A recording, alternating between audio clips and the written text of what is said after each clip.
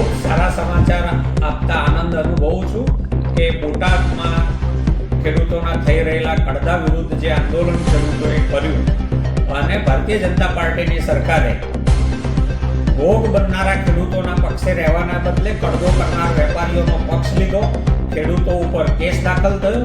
એ પૈકીના 34 ખેડૂતોની જામીન અરજી બોટાદ સેશન્સ કોર્ટમાં મૂકેલી હતી. એ 34 પૈકી 27 ખેડૂતોના જામીન આજે નામદાર કોર્ટે મંજૂર કર્યા છે.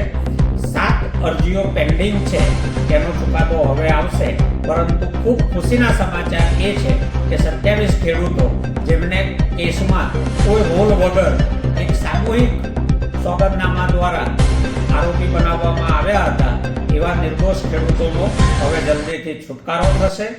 આ બોટાદના કડદાકાંડની આખી લડાઈમાં એક મહત્વનું પહેલું પગથિયું જે ખેડૂતોએ જીત્યું છે અને આવનારા દિવસોમાં કાનૂની રાહે તમામ અડચણોને પાર કરીને ખેડૂતો સફળ થશે એવી આશા છે.